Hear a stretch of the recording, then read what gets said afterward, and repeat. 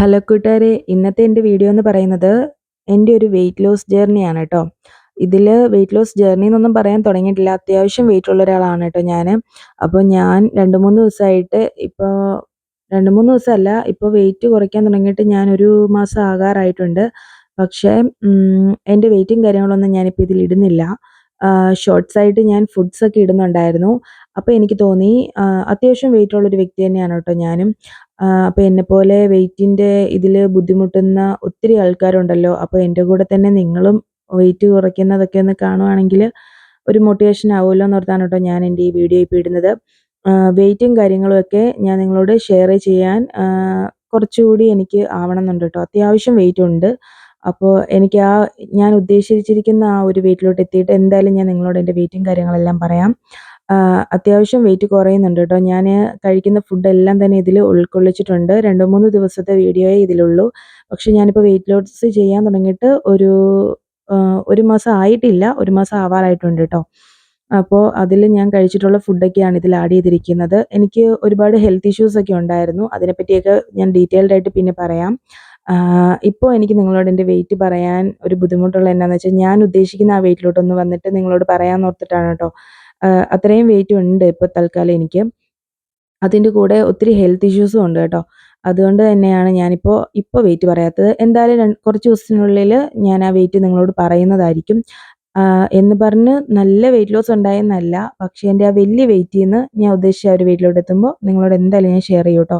ഞാൻ കഴിച്ച ഫുഡും കാര്യങ്ങളും ഒക്കെ തന്നെയാണ് ഇതിലുള്ളത്. ഞാൻ ഇതിൽ ചെയ്തിരിക്കുന്നതെന്ന് പറഞ്ഞാൽ ഷുഗർ കട്ട് ചെയ്തു നന്നായിട്ട്. മാക്സിമം ഷുഗർ കട്ട് ചെയ്തിട്ടുണ്ട്.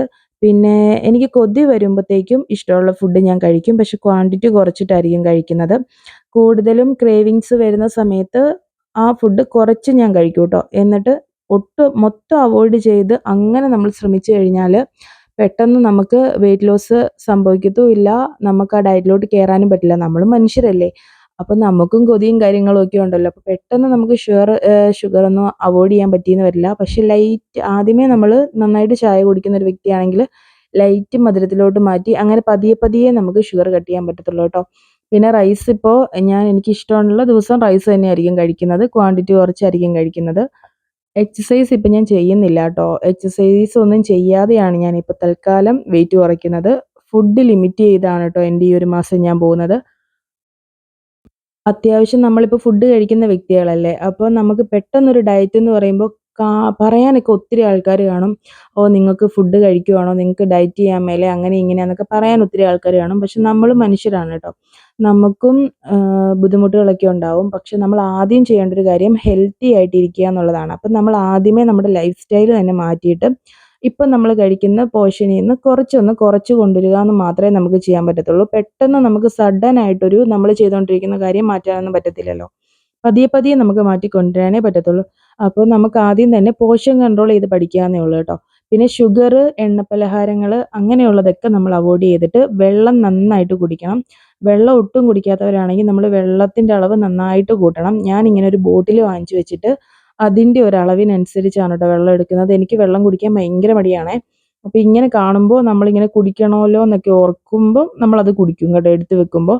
പിന്നെ ഞാൻ റോബസ്റ്റ, പപ്പായ അങ്ങനെയുള്ള ഫ്രൂട്ട്സ് കഴിക്കും കേട്ടോ. ഡിന്നറായിട്ടൊക്കെ ലൈറ്റായിട്ടായിരിക്കും കഴിക്കുന്നത്. ക്രേവിങ്സ് വരുന്നത് എന്താണോ അത് ഞാൻ കഴിക്കും കേട്ടോ. അങ്ങനെ ക്രേവിങ്സ് തോന്നുമ്പോൾ ഞാനത് മാക്സിമം സൺഡേ എടുക്കാനായിരിക്കും നോക്കുന്നത് കേട്ടോ. അപ്പം ഞാൻ സൺഡേ ഒരു ചെറിയ ചീറ്റ് ഡേ പോലെയാണ്. പക്ഷെ നമുക്ക് വലിയ ചീറ്റ് ഡേ ഒന്നും അല്ല. സൺഡേ ഉച്ചയൊക്കെ ആകുമ്പോൾ ലഞ്ചിന് നമ്മൾ എന്താണോ നമുക്ക് ഇഷ്ടമുള്ള ആ ഒരു ഫുഡ് നമ്മളത് ഓർത്ത് വെക്കണം. എന്നിട്ട് നമ്മൾ ആ സൺഡേ ലഞ്ചിനത് കഴിക്കാൻ നോക്കണം. എന്നിട്ട് ഡിന്നർ ലൈറ്റാക്കി കൊടുക്കുക. അപ്പം നമുക്ക് അത് കഴിച്ചെന്നും ആകും. നമ്മൾ ആ ഒരു വീക്കിൽ ആ സൺഡേക്ക് വേണ്ടി വെയിറ്റ് ചെയ്യുമല്ലോ. അത് മാത്രമല്ല ആ വീക്ക് നമ്മുടെ ഡയറ്റ് നല്ലതായിട്ട് തന്നെ മുമ്പോട്ട് പോകും കേട്ടോ. അപ്പോൾ നിങ്ങളിത് ട്രൈ ചെയ്ത് നോക്കണേ. പിന്നെ എൻ്റെ ഇതിൽ പറഞ്ഞിരിക്കുന്ന കാര്യങ്ങൾ എൻ്റെ ഈ ജേർണിയിൽ എനിക്ക് തോന്നിയിട്ടുള്ള കുറച്ച് കാര്യങ്ങളാണേ. നിങ്ങൾക്കിത് ഇഷ്ടമായാൽ എന്നെ സപ്പോർട്ട് ചെയ്യണേ.